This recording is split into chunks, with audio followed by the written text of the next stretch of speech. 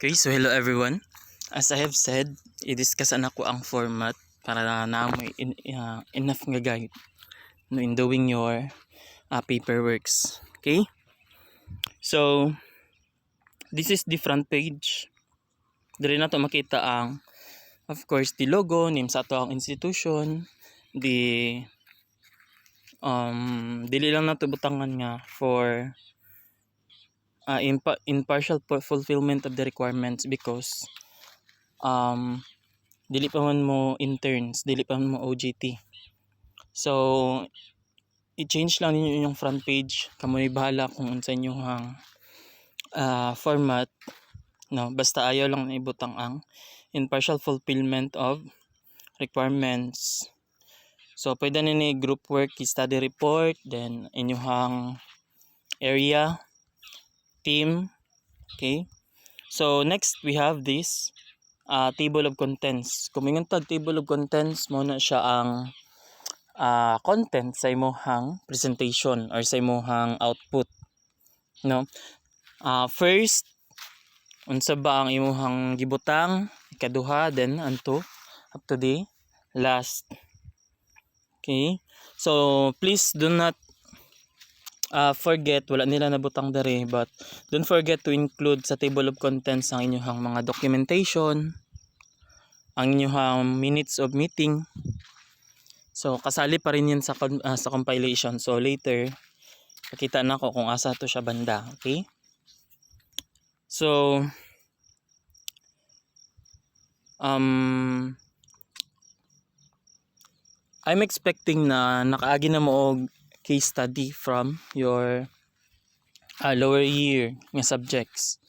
Especially, before mo makatungtong og group work, mag-agi sa ta sa casework. Okay? So, the same format, but in group work, dili siya individual ang ato ang ibutang, kundi the group mismo. So, kung makita na to, identifying data ni siya sa group. Okay? Name of group. So, pag mingon taog name of group, ang mag-decide ani kay ang group mismo. Dili si social worker, no? Pero si social worker pwede siya mag-suggest. No? But if possible, we should let the group to decide unsang ilahang group name. Okay? Date organized, kanus ana form ang group. Okay, kanus ana form ang group. There are groups nga existing groups na katong mga na-form nga group na dating nga naguba lang or na dysfunction. So if ever nga to nga group ang inyong i-form karon para sa inyong output, so ibutang gyud ninyo kung kano sa originally na form ang group. Kano sa siya na form, kano sa siya na reorganize, kano sa nyo siya gi-organized balik. So it must be kumbaga clear.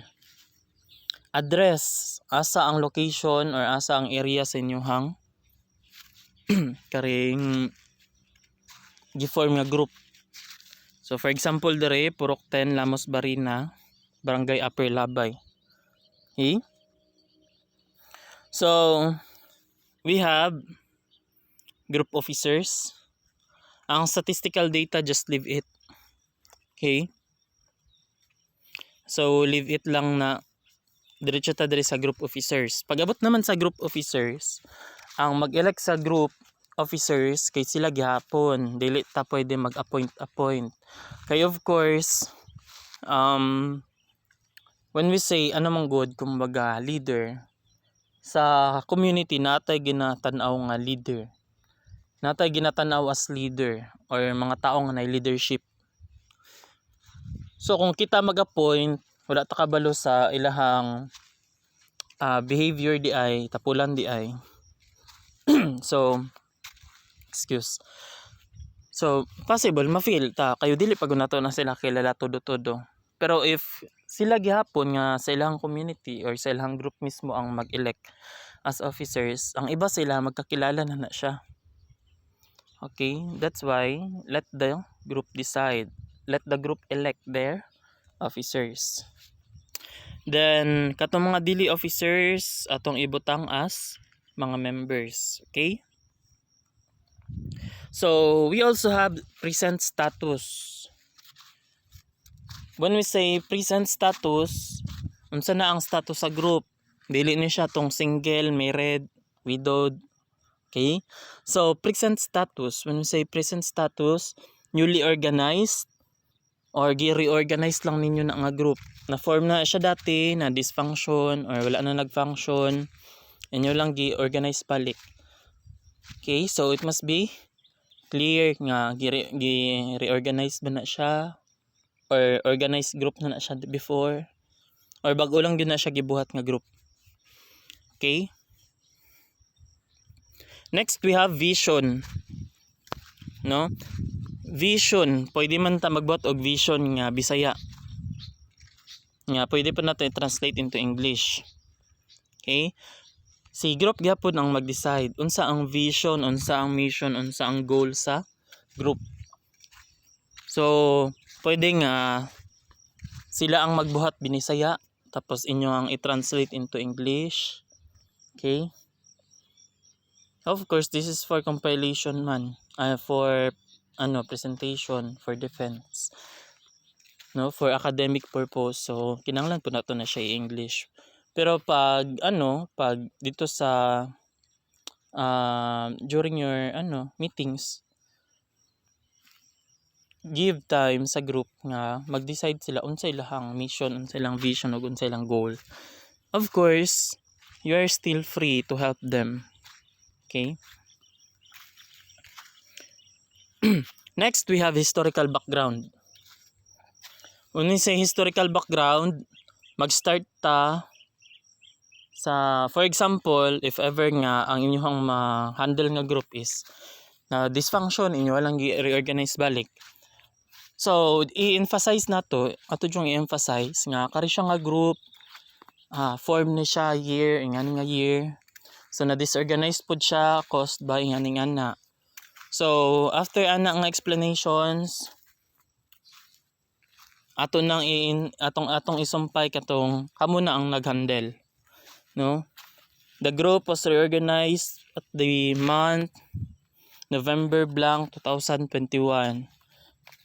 So, historical background. The same way sa ato ang client sa casework. Natay historical background nga ginakuha. If ever man nga newly organized, kung bago lang din ninyo gi-organize nga group, ato pong i-emphasize nga of course kabalo na ta kung unsa gyud ang naging history. Because kita man ang nag-organize. For example, dili na tong nga gi-task mi sa mong teacher nga mag-form og group. So dili na dito mag-start. Mag-start ta sa katong pag-organize ninyo og group, no? Unsa nga day, month, unsa nga year. So, mo nag-start unsa inyo hang kinsa mga first nga members. Okay? Unsa inyo hang first nga mga unsa inyo mga gipangbuhat. So nga na siya. Okay?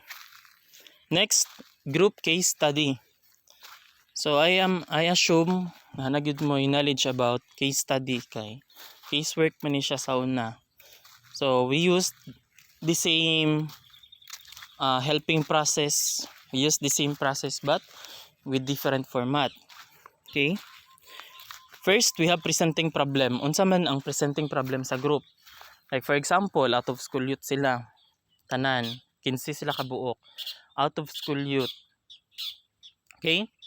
So karon, maliban sa situation nga out of school youth sila, kinahanglan napod tay kumbaga now tay kuha nga information about unsa ang ilahang problema as group. Dili as si Dodong ayahang problema kay again in short refreshment. Again, though parihatang out of school youth, we have different reasons nganong out of school youth ta. dili tanan out of school youth kay wala joy kwarta. Ang uban kay tamad lang mag-eskwela. Okay? Napoy iban nga out of school youth nga gipaundang kay pobre. Layo ang eskwelahan. So we have different factors. We face different factors in life nga mag-cause sa ingana nga problem. So even the same sila nga out of school youth, okay? Even the same sila nga out of school youth, possible na sila different concerns. Like for example, ang problem presenting ni Dodong kay karing layo ang eskwelahan sa moa. Ang reason pod sa isa, wala mi kwarta, wala mi pangbayad sa eskwelahan. Okay? So dili kara nga to ang tagaan og pansin diri. Atong tagaan og pansin kung unsa gyud ang concern sa group mismo. So when we say problem presented by the group, mo na siya nga problema kung asa makatabang sa ila tanan, dili lang for individual member, kundi concern na siya sa tanan. Okay? So we should know kung unsa ang problem presented sa group. So pareha diri, these are mothers. Ilang group kay mga mothers. So unsa ang naging concern? Pareha man sila mothers. So tanan mothers man gyud ron mga women. No, naman gyud na sila different problems in life, problema sa pamilya, problema sa bana, problema sa anak, no? Mapuy-an and others. So out from that, from those problems, isa ilahang na found nga gusto nila matubag, which is ang need for financial support. So unsa ang gibuhat nila? Unsa ilang gi-present is in need of other source of income. Okay? So kung unsa nga problem nga mag-the same with others, no? So usually mo na ilahang gina-present. Okay? So sila ang mag-define sa problem nila, dili kita. Okay? So pag mingon sila nga ay kari among problema. But if ever nga dili ninyo feel nga mao gyud na ilang problema, because napod tay ginatawag nga felt need o urgent need, immediate need, okay? So kung mingon tag felt need, feel nila mo na ilang problema or mo na ilang panginahanglan, pero dili gyud ay dili kara ang tama nga solusyon silang problema. Napod tay immediate need. Kung asa mo to ang pinaka kinahanglanon dapat ma-solve or ma-achieve. Okay, so kinahanglan mo na siya ay reason, mo nang reason nga nung magbuhat og assessment. Okay? Mo nang reason nga nung magbuhat og assessment. Next, we have group assessment. Kung mingon po ta group assessment, so the same with tawag ani karing casework, napod tayo ginatawag nga assessment sa group work. So unsa ang format sa assessment? So you can check sa orange book dito sa helping process. So i-send ko lang kung unsa nga page ang assessment. That's 442 if I am not mistaken, or 443. 244 or ano. So i-PM ko lang kay nakalimutan ako, okay? So when doing a assessment statement, kung magbuhat tag assessment statement mo ni siya ang format pod na pod siya format. First is the opening causal. So diri sa opening causal ginatubag nato ang pangutana kinsa ang may problema, unsa ang problema, nganong nag-exist ang problema. So kara tatlo. And sometimes we include kung unsa nakadugay ang problema. No, for example, kinsa ang may problema? A number of women in Sitio Lamos. So mo na sila ang may problema. Unsa ang problema? Experiencing financial instability because their source of income is limited. So mo na siya ang ilahang problema. Then We also have nganong nag-exist ang problema. So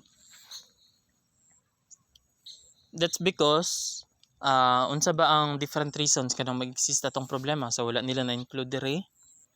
But we have to put nganong nag-exist ang problema. Okay? So for example, wala sila, kulang sila og financial thing, no?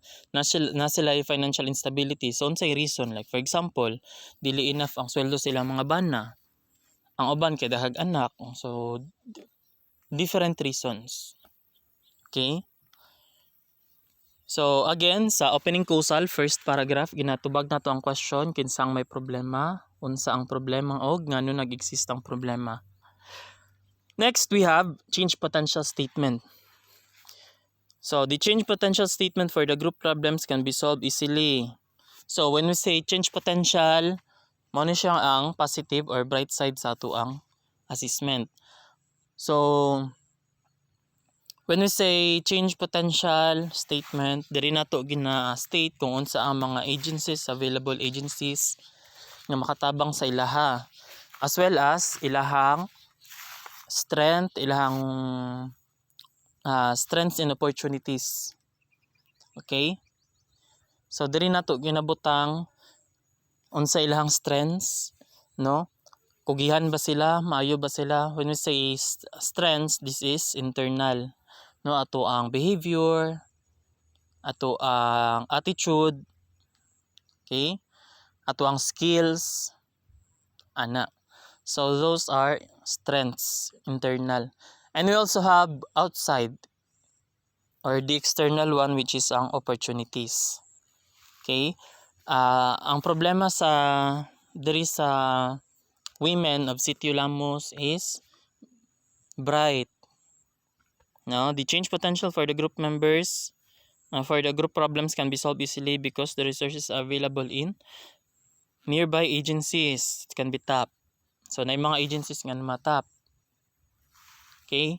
Napoy mga external mga internal nga strengths ang atoang or ato ang mga members. Okay? So nga na. Then we also have the last we also have urgency of the problem or the worker's judgment sa third paragraph niya sa ato ang assessment. Unsa ang mahitabo diri ang part diri nato gina emphasize kung unsa ang mga mahitabo if ever nga dili dayon matagaan og solusyon ng ilang problem. And of course, unsa ang mga unsa ang maging outcome if ever nga matagaan og solusyon ng ilang problem. So both if ever nga dili matagaag solusyon agad-agad og if matagaan dayon og solusyon ng ilang problem. So that's it. Next we have group process, helping group process. Group strengths, weakness, opportunities, and threats. So mao pod ni atong ginatawag nga SWOT analysis. Okay? Unsa ba ang mga strengths sa group? No, na mga naay maayo nga leader, naay mga unsa pa ba? Basta all about strengths. This is internal ones. Sa group members lang gyud nato makita. Then we also have weaknesses. Sa group members gyapon nato ni makita. No, or sa group mismo. Strength na siya group cohesion. When we say group cohesion, katong ilahang bond. No, close na sila or okay na sila. Okay ilahang pakitungo sa ibang members. No? And we also have other mga weakness. So atong ibutang diri tanan. Then we also have opportunities. Unsa ang opportunities sa group? Then of course, unsa ang mga threats nga makaapekto dito sa group? Like for example, limited support from NGOs. So of course, limited lang man gyud kay dili man gyud na tanan mahatag sa isa ka agency. Okay, especially inapod sila different clienteles nga gina-cater. Okay, different from, like for example, imuhang ang imuhang group kay mga mothers, tapos ang ibang NGOs kay wala sila gi-cater og mga mothers. So that is the limitation. Okay? So again, focusing the help group process ato ang SWOT analysis. Next, we have planning for intervention or intervention plan. So, the same lang na sila. So, first we have goal. Unsa ato ang goal? No? When we say goal, man ato ang gusto ma-achieve. Man ang gusto ma-achieve sa ato ang group. So, at the end of April, Team Pag-asa will become empowered to address their financial instability. Okay, so depende na sa inyo ha. Of course, naman may different group nga i-cater or itabangan. So, mag-differ na sa inyo hang group kung unsang inyong goal. Okay? Kung gusto nyo nga ang out of school youth ninyo mapaskwela balik, mataganog program, so that is your goal. Okay? Next, we have our breakdown of your interventions. No, when you say breakdown sa inyong interventions, mo na to isa-isa nga intervention nga inyong buhaton. Kumbaga specific ones. Why? First, you have your objective. So unsa ba ang inyong mga interventions nga ihatag sa inyong client? Like for example, out of school youth, magbuhat ta og atong gusto is paskwelahon sila. So first nga move, mangitatag scholarships para sa ilaha. Katong mga student nga nagkaroon og problema about financial. Okay? So, intervention number 1, scholarships.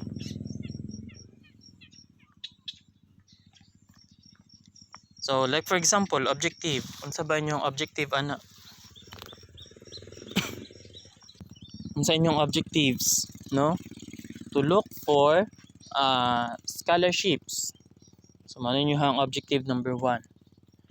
Next, we have activity. Unsa ang inyong mga activity nga buhaton para makapangita og makapangita mo og scholarship, no? Agency visitation, for example. Agency visitation adto ta sa CHED, adto tag DepEd, adto tag RCR, adto tag RD. So ana. So next, persons involved. Kinsa ang mga involved nga person dira sa inyohang activity?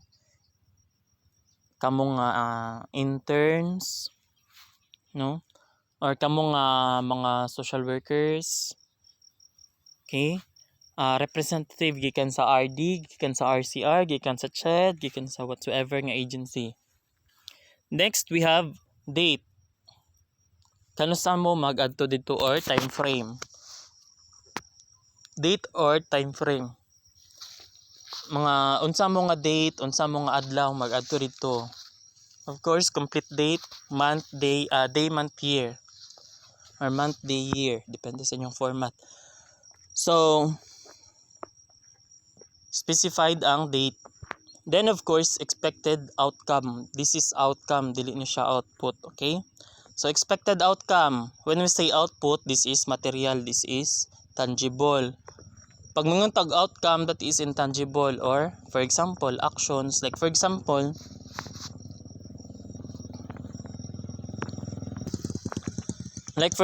paano ba nato ma-emphasize ang outcome or ang output sa?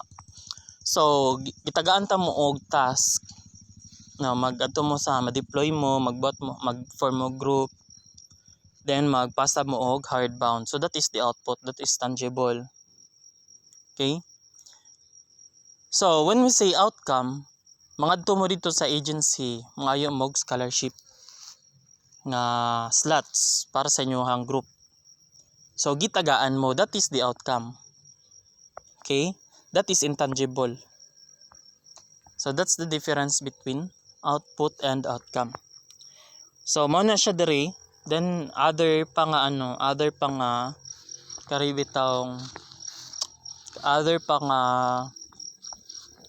mga interventions nga inyong ma-offer sa inyong group. Okay, kamo na bahala magdagdag kung pila ka buok. Then next we have plan implementation. So gayon na intervention plan karon the implementation.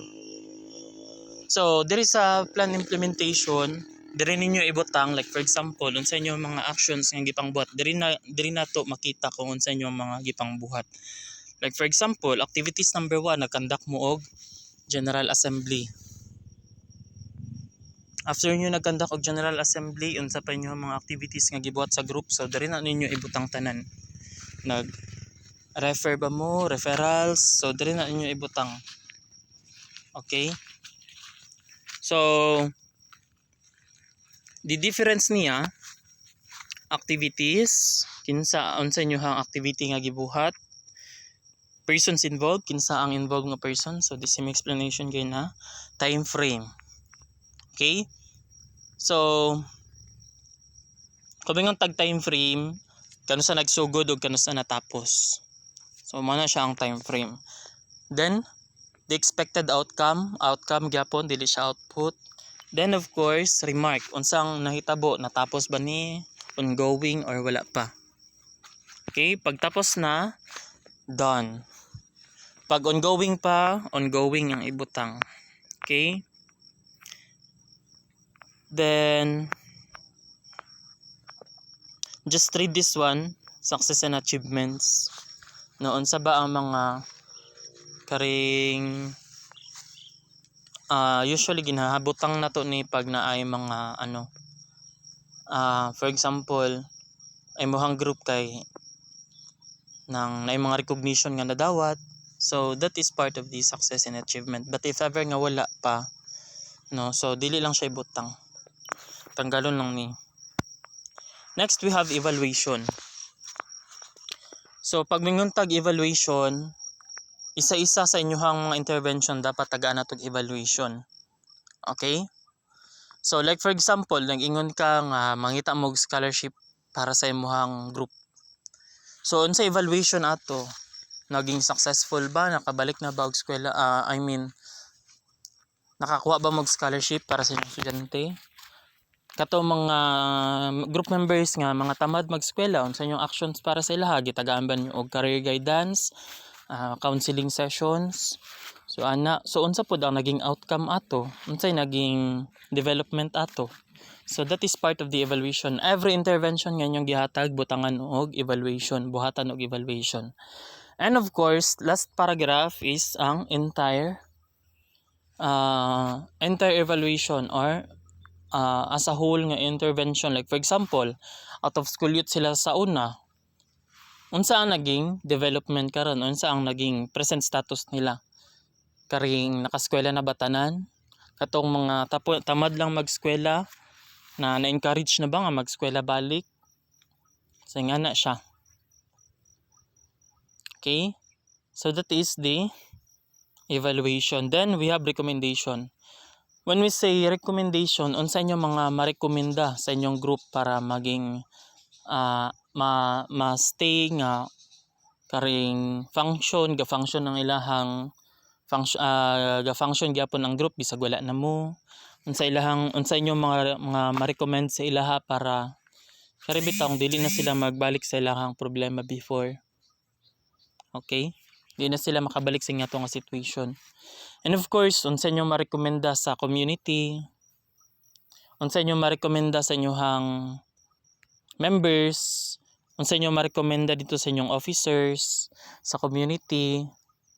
And if ever nga napa mo marekomenda para sa City Social Welfare o sa LGU, then you can put it here. Okay?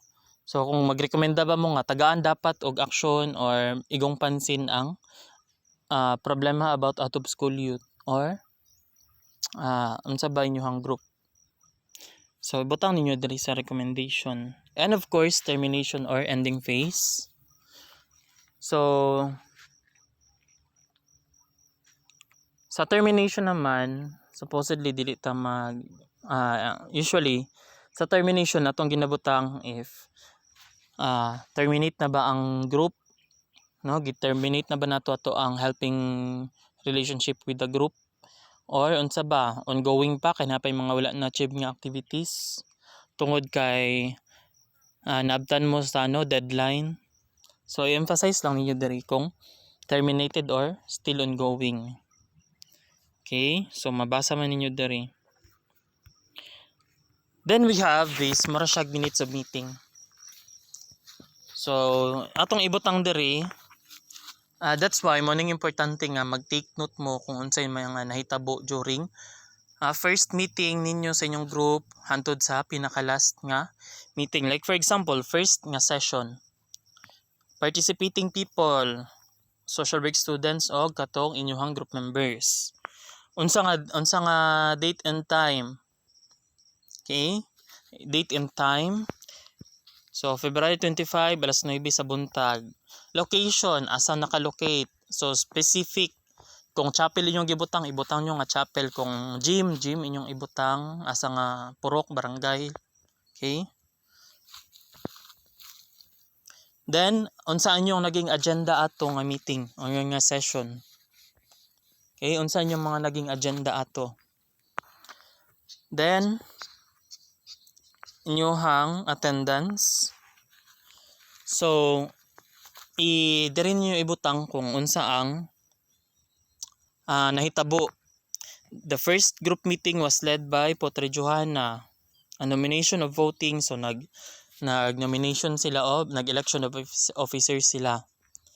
So conversation, so isa-isa. So I recommend every meeting ninyo, every session ninyo magbuhat mo og mag-record gud mo, phone record or karang voice recording bitaw para dili mo maglisod. Okay?